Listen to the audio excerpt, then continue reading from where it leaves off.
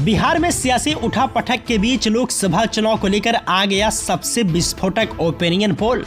आपको बताते चले, आखिर नीतीश कुमार एक बार फिर पाला बदलकर मुख्यमंत्री की अपनी कुर्सी पर काबिज हो गए।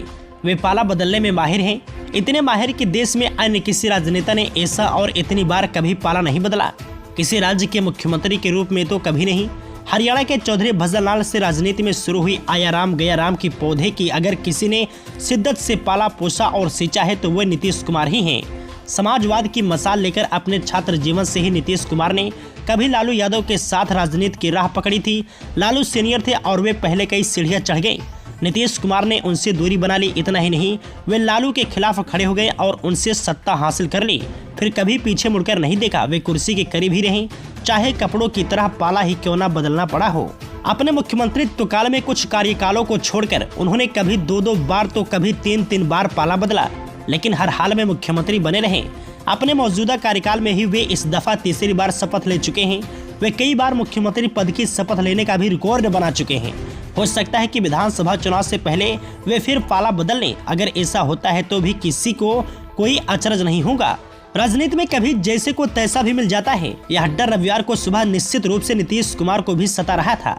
लालू यादव जब सरकार बचाने की कोशिश कर रहे थे और नीतीश कुमार जब नई सरकार बनाने में जुटे थे, तभी भाजपा ने शर्त रख दी थी कि समर्थन का पत्र तभी दिया जाएगा जब नीतीश मौजूदा सरकार से इस्तीफा देंगे। तब नीतीश डर रहे थे कि कहीं ऐसा ना हो जाए कि वे खुद जिस तरह का खेल करते आए हैं वैसा उनके साथ भी हो जाए।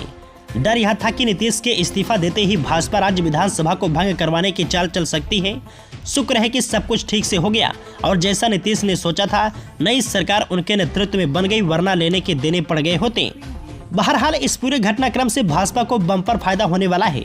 इंडिया गठबंधन जिसके कुछ दिनों पहले नीतीश संयोजक बनते रह गए, उन्हें इन्हीं का दल अब कह रहा है कि कांग्रेस की जहां जमीन तक नहीं बची है वहां सीटों के लिए बड़ा मुंह फाड़ रही है।